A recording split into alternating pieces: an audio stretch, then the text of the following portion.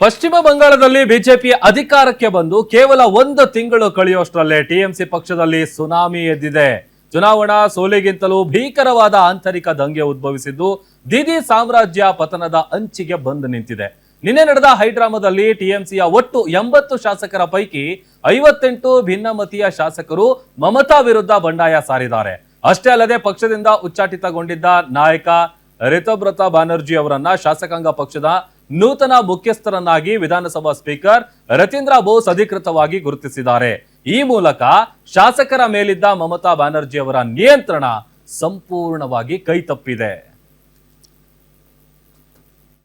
Party in this 18th West Bengal Legislative Assembly. I have already categorically stated that we will write to Honorable Mamata Banerjee. We will approach her to be the chief advisor of the Trinamool Congress Legislative Party in this 18th West Bengal Legislative Assembly.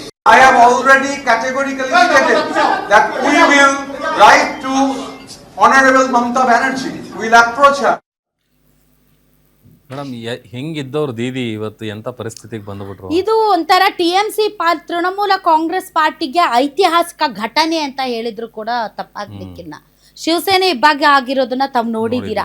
After Bala Saheb Thackeray ಅವರ ನಿಧನದ ನಂತರ ನಂದೇ ನಿಜವಾದ ಶಿವಸೇನೆ, ನಂದೇ ಶಿವಸೇನೆ ಅಂತ ಅವ್ರ ಮಕ್ಕಳು ಹೊಡೆದಾಡಿದ್ರು. ಮತ್ತು NCP ಭಾಗ ಆಗಿರೋದನ್ನು ನಾವು ನೋಡಿದೀವಿ. ಇವನ್ JDS ಪಾರ್ಟಿದು ಕೂಡ ನಾವು ನೋಡಿದೀವಿ, ಜನತಾದಳದ್ದು. ಬಟ್ ಇವತ್ತು ಮಮತಾ ಬ್ಯಾನರ್ಜಿ ಅವರು ಬದುಕಿರುವಾಗಲೇ ಅವ್ರ ಶಾಸಕರ ಹೊಡೆದಾಡಿ ಅವರು ಇರುವಂತಹ ಬಣ ಬಿಟ್ಟು ಇನ್ನೊಂದು ಬಣನೇ ನಾವೇ ನಿಜವಾದ TMC ಅಂತ ಹೋಗ್ತಾ ಇದ್ದಾರೆ. ಅಷ್ಟರ ಮಟ್ಟಿಗೆ ಮಮತಾ ಬ್ಯಾನರ್ಜಿ ಅವರ ಪಕ್ಷ ಒಡೆದು ಇಬ್ಬಾಗ ಆಗ್ತಾ ಇದೆ. ಮಮತಾ ಬ್ಯಾನರ್ಜಿ ಅವರು ಇವಾಗ ನೀವು ಅಡ್ವೈಸರ್ ಆಗಿರಿ, ಒಟ್ಟು 80 ಸ್ಥಾನಗಳಲ್ಲಿ ಗೆದ್ದಿದೆ TMC ಪಕ್ಷ. ಅಲ್ಲಿ ಈಗ ವಿರೋಧ ಪಕ್ಷ ಅದು. ಸೊ 80 ಸ್ಥಾನಗಳಲ್ಲಿ ಗೆದ್ದಿರುವಂತಹ TMC ಪಕ್ಷದಲ್ಲಿ ಶಾಸಕರು 58 ಜನ ಮಮತಾ ಬ್ಯಾನರ್ಜಿ ಅಥವಾ ಮಮತಾ ಬ್ಯಾನರ್ಜಿಯ ಅಳಿಯ ಯಾರು ಅಭಿಷೇಕ್ ಬ್ಯಾನರ್ಜಿ ಇದ್ದಾನೆ ಅವನ ಬಣದಿಂದ ಹೊರಗಡೆ ಬಂದು 2/3 is 53, 58 ಜನ ಹೊರಗಡೆ ಬಂದು ನಮ್ದೇ ನಿಜವಾದ TMC ಅಂತ ಹೇಳ್ತಾ ಇದ್ದಾರೆ. ಮಮತಾ ಬ್ಯಾನರ್ಜಿ ಅವರೇ, ನಿಮ್ಮ ಮೇಲೆ ನಮ್ಗೆ ಸಿಟ್ಟಿಲ್ಲ, ನೀವಂದ್ರೆ ನಮ್ಗೆ ಪ್ರೀತಿ, ಆದ್ರೆ ನಿಮ್ಮ ಅಳಿಯನ ಮೇಲೆ ನಮಗೆ ಪ್ರೀತಿ ಇಲ್ಲ, ಅವ್ರನ್ನ ಹೊರಗಿಟ್ಟು ನೀವು ಬಂದು ನೀವು ಅಡ್ವೈಸರ್ ಆಗಿ ಇದ್ದು ಬಿಡಿ TMC ಪಾರ್ಟಿಯಲ್ಲಿ ಅಂತ. ಈಗ ಮಮತಾ ಬ್ಯಾನರ್ಜಿ ಏನು ಮಾಡಬೇಕು? ತಾನು ಕಟ್ಟಿದ TMCಯಲ್ಲಿ ತಾನೇ ಪರಕೀಯಳಾಗಿ ಉಳಿಯುವಂತಹ ಪರಿಸ್ಥಿತಿ ದೀದಿಗೆ ಬಂದು ಬಿಡ್ತಲ್ಲ. She is a fighter. No, ಅವ್ರಿಗೆ ಗೊತ್ತು ಫೈಟ್ ಮಾಡೋದು. ಬಟ್ ಅದರ್ವೈಸ್ ಆಲ್ಸೋ ತನ್ನ ಅಳಿಯನ ಮೇಲೆ ಇರುವಂತಹ ಅತ್ಯಂತ ಪ್ರೀತಿ ಏನಿದೆ ಇವತ್ತು ಅವ್ರನ್ನ ಸೋಲು ಗೆಲುವು ಇದ್ದದ್ದೇ. ವಿಪಕ್ಷ ಆಡಳಿತ ಪಕ್ಷ ಅದು ಬೇರೆ. ಒಟ್ಟು ಒಂದು ಪಕ್ಷವಾಗಿ ಗಟ್ಟಿತನ ಉಳಿಸ್ಕೊಳಕ್ಕಾಗಿಲ್ಲ ಸೋಲುಗಳ ನಂತರ TMC ಅಂತ. ಏನಾಯ್ತು TMC ಅಲ್ಲಂದ್ರೆ ತಮಗೆ ಗೊತ್ತಿದೆ 80 ಸ್ಥಾನಗಳಲ್ಲಿ ಗೆದ್ದಾದ್ಮೇಲೆ ಒಬ್ಬ ವಿಪಕ್ಷ ನಾಯಕನ ಆಯ್ಕೆ ಆಗಬೇಕು. ವಿಪಕ್ಷ ನಾಯಕನ ಆಯ್ಕೆ ಆಗಬೇಕಾಗಿರುವಾಗ ಈ ಮಮತಾ ಬ್ಯಾನರ್ಜಿ ಅವರ ಅಳಿಯ ಅಭಿಷೇಕ್ ಬ್ಯಾನರ್ಜಿ ಅವರನ್ನೇ ಈಸ್ ಸಂಸದ ಆಲ್ಸೋ. ಸೊ ಅವರೇ ಪಾರ್ಟಿಯನ್ನ ಲೀಡ್ ಮಾಡ್ತಾ ಇದ್ರು ಮಮತಾ ಬ್ಯಾನರ್ಜಿ ಅವರ ಅನುಪಸ್ಥಿತಿಯಲ್ಲಿ ಉಪಸ್ಥಿತಿಯಲ್ಲಿ. ಅವ್ರೇನ್ ಮಾಡ್ತಾರೆ, ವಿಪಕ್ಷ ನಾಯಕನಾಗಿ ಶೋಭನ್ದೀಪ್ ಚಟ್ಟೋಪಾಧ್ಯಾಯ ಅನ್ನೋ ಅವರನ್ನ ಇವ್ರು ನಮ್ಮ ವಿಪಕ್ಷ ನಾಯಕ ಅಂತ ಸ್ಪೀಕರ್ ಸೆಕ್ರೆಟರಿಗೆ ಹೋಗಿ ಒಂದು ಪತ್ರ ಕೊಟ್ಟು ಬರ್ತಾನೆ. ಯಾರು? ಅಭಿಷೇಕ್ ಬ್ಯಾನರ್ಜಿ. ಆಗ ಪಕ್ಷದಲ್ಲಿರುವಂತ ಕೆಲ ಕಾರ್ಯಕರ್ತರು, ಅದರಲ್ಲೂ ಕೂಡ ಈ ರಿತಬ್ರತ್ ಬ್ಯಾನರ್ಜಿ ಮತ್ತು ಬೇರೆಯವರು, ಇಲ್ಲ ಅಭಿಷೇಕ್ ಬ್ಯಾನರ್ಜಿ ಏನ್ ಕೊಟ್ಟಿದ್ದಾನಲ್ಲ ಆ ಲೆಟರ್ ಅಲ್ಲಿ ನಾವ್ ಯಾರು ಸಹಿ ಮಾಡಿಲ್ಲ, ಅದು ಫೇಕು, ಅದು ನಕಲಿ, ಅದ್ರ ವಿರುದ್ಧ ತಾವು ತನಿಖೆ ನಡೆಸ್ರಿ ಅಂತ ಸ್ಪೀಕರ್ ಸೆಕ್ರೆಟರಿಗೆ ಅವರು ಹೋಗ್ಬಿಟ್ಟು ಮನವಿ ಮಾಡ್ತಾರೆ. ಆಗ ಪ್ರಿನ್ಸಿಪಲ್ ಸೆಕ್ರೆಟರಿ ಏನ್ ಮಾಡ್ತಾರೆ, ಒಂದು ತನಿಖೆಗೆ ಆಗ್ರಹ ಮಾಡ್ತಾರೆ. ಈ ಕಡೆ ಅಭಿಷೇಕ್ ಬ್ಯಾನರ್ಜಿ ವಿರುದ್ಧ ಸಿಕ್ಕಾಪಟ್ಟೆ ಎಲ್ಲರಿಗೂ ಕೋಪ ಇರುತ್ತೆ. ಯಾಕೆ ಅಂತಂದ್ರೆ ತಮಗೆ ಗೊತ್ತಿರುವ ಹಾಗೆ ಒಂದು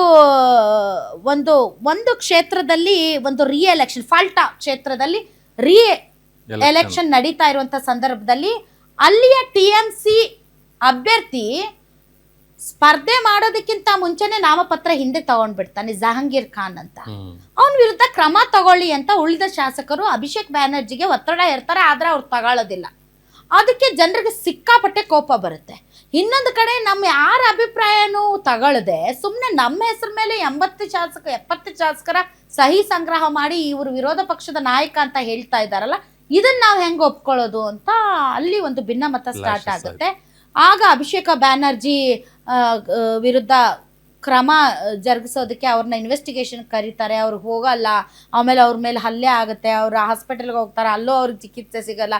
ಈ ರೀತಿ ಸಿಕ್ಕಾಪಟ್ಟೆ ಗೊಂದಲ ಆಗಿ 80 ಜನರಲ್ಲಿ 58 ಜನ ಹೊರಗಡೆ ಬಂದು ನಮ್ಮದು 230 ನಾವು ಮೆಂಬರ್ಸ್ ಇದ್ದೀವಿ, ನಮ್ಮದೇ ನಿಜವಾದ TMC, ನಾನೇ ವಿರೋಧ ಪಕ್ಷದ ನಾಯಕ ಅಂತ ಈಗ ಏನವನು ರಿತಬ್ರತ್ ಬ್ಯಾನರ್ಜಿ ಆತ ಈಗ ನಾನು ಪಕ್ಷನ ಲೀಡ್ ಮಾಡ್ತೀನಿ, ಬೇಕಾದರೆ ಮಮತಾ ಬ್ಯಾನರ್ಜಿ ಅವರೇ ಬಂದು ಅಡ್ವೈಸರ್ ಆಗಿರಿ, ಅವರು ಅಭಿಷೇಕ್ ಬ್ಯಾನರ್ಜಿ ಬರಂಗಿಲ್ಲ ಅಂತ ಹೇಳ್ತಾ ಇದ್ದಾರೆ. ಈ ಮಮತಾ ಬ್ಯಾನರ್ಜಿ ಅವ್ರು ಏನು ಮಾಡ್ತಾರೆ, ಏನು ಕತೆನ ಕಾದು ನೋಡಬೇಕು. ಪಕ್ಷ ಅಂತೂ ಇಬ್ಬಾಗ ಆಗಿದೆ ನೋಡಿ. ಅದಕ್ಕೆ ಹೇಳೋದು, ಅದು ಹೇಳ್ತಾರಲ್ಲ ಏನಂತಂದರೆ, success has many fathers, failure is an orphan ಅಂತ. ಹಾಗೆ ಸೋಲು ಅನಾಥ. ಮಮತಾ ಬ್ಯಾನರ್ಜಿ ಅವರು ಕೂಡ ಇವತ್ತು ಅನಾಥರಾಗಿದ್ದಾರೆ. ಹಾಗಂತ ಕೈ ಕಟ್ಕೊಳ್ಳುವಂತಹವ್ರು ಅಲ್ಲ ಅವರು. ಇಷ್ಟು ಜರ್ಜರಿತರಾದ ಹೇಗೆ ಮತ್ತೆ ಮರು ಹೋರಾಟವನ್ನು ಮಾಡ್ತಾರೆ ಅನ್ನೋದು ನನಗೂ ಕುತೂಹಲ ಇದೆ.